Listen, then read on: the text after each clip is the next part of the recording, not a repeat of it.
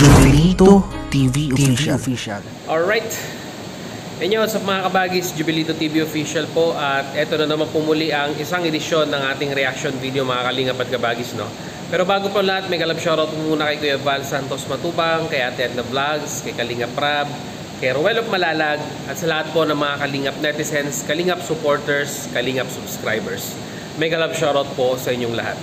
So ito na nga mga Kalingap at kabagis, no? Matagal ko na pong sinasabi ito na kung merong issue, pag-usapan in private, huwag magbatuhan sa kanilang kanya-kanyang community. Ay kung may mga bagay-bagay naman pong pwedeng pag-usapan off-cam or offline, ay mas makakabuti po, no? Mas ma-preserve po natin yung integrity ng ating mga channel. At matagal ko na rin pong sinasabi mga Kalingap at kabagis na yung mga ganitong klaseng issue ay hayaan na po nating si Kuya Val po ang humawak. Dahil unang-una po sa lahat, ang issue naman po minsan ay napupukol dito po sa sistema na nasisilip po ng mga ibang netizens sa pagpapatakbo ng Kalingap. So ito na mga Kalingap at kabagis, sa mga netizens, Kalingap netizens na naghihintay kung bakit po hindi nagsasalita si Kuya Val regarding sa mga issue ng mga nagbabangayang reactor. Well, ito, masasabi po nating advice po ito ni Kuya Val Santos Matubang. Kagaya nga po na sinabi niya, siya po ay nagmamasid lamang, tinitimbang ang mga bagay-bagay. At alam nyo na, yung dating gawa ni Kuya Val Santos Matubang na ito, mas maganda pa nga ito mga Kalingap at kabagis, no?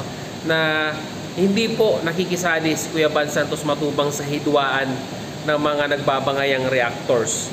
Kagaya ng sinabi ko noon, hihintayin pa ba natin si Kuya Val Santos Matubang ang magsalita para suwayin tayo? Well, ito na. Hinihintay natin mga Kalingap at kabagis, nagsalita na si Kuya Val Santos Matubang regarding nga po sa issue ng mga nagbabangayang reactors. So ano po ba ang payo ni Kuya Val Santos Matubang sa mga nagbabangayang reactors? Napakasimple lamang po mga Kalingap at kabagis. Narito po, panoorin po natin. Lahat mga kaibigan, mayong buntag. Yung mga reaktor dyan, no? Huwag na kayo makikisaw-saw pa. Kung merong mga awayan, hindi ka naman kasali sa gulo, wag na makikisaw-saw. Pag namura kayo, tapos magagalit kayo. Yung iba nasumbong sa atin. Hindi ganyan. Kung hindi ka naman binanatan, huwag ka nang sumagot. Huwag kang makikisaw-saw. Unang-una po, hahaba yung gulo. Sa halip na patapos na, hahaba yung gulo. Kasi yung mga nasa labas, yung nasa labas po, makikisaw-saw din. Para may content. Di sino ang talo? Kayo. Di ba? Unang-una po, nasa ibang bansa kayo. Nasa Pilipinas yung inyong karibatal. Paano yan? Lahat ng pwedeng sasabihin niya laban sa inyo. Makaso kayo? Uwi ka ng Pilipinas. Italo kayo. Diba? Ang pinaka-the best po, wag kayong makikisama. Huwag kayong makikisama kung mayroong mga ganyan. Gulo, ribatal. Kasi ako po Kalingap, hanggat hindi pa umabot sa hangganan, hindi ako masalita dyan. Hanggat hindi umabot sa hangganan po yung sasalop. Hindi ako dyan masalita, kahit bahala kayo sa buhay nindo. Di man ako inaaway, di man ako ginugulo, Yun naman kay Ate Edna Vlog, pinanood ko naman yun Wala bang sabit yun na below the belt.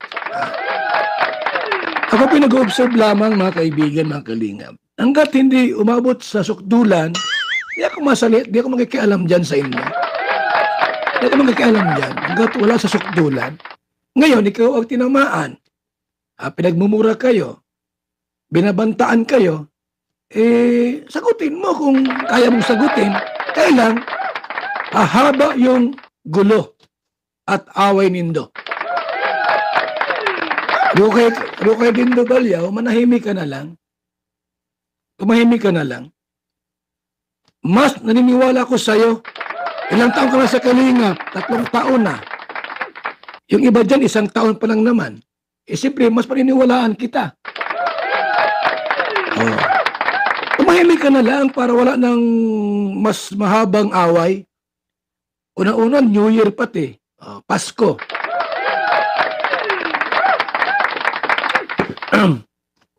Kasi po mga Kalingap, sumagot ka man, napalagay may tama ka, sinagot mo, sasagot din yon.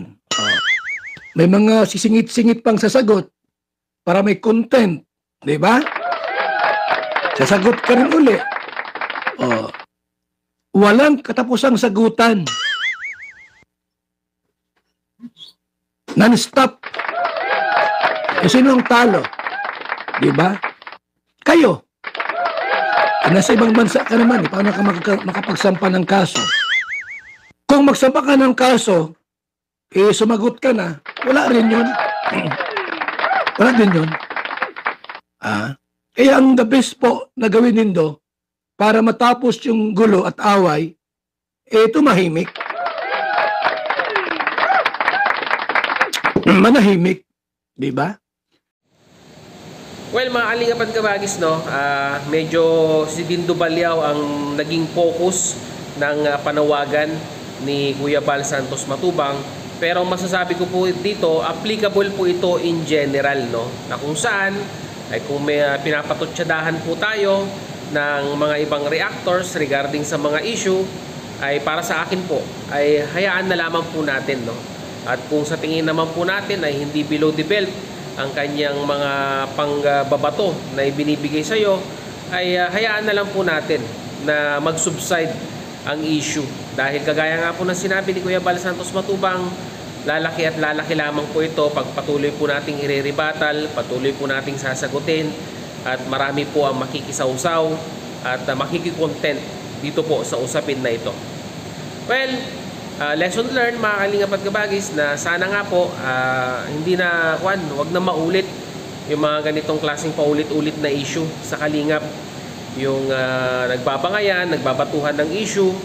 Alam ko naman po na may pinaglalaban din si Dindo Balyaw, pero sa pagkakataong ito mga Kalingap at Kabagis ay yung nga po, yung suporta ni Kuya Bal Santos Matubang, kagaya nga na sinabi niya, mas pinaniniwalaan niya si Dindo Balyaw dahil mas matagal siya sa Kalingap, ay mas makakabuti na lamang po na kung may isyong ganyan, ay pag-usapan in private.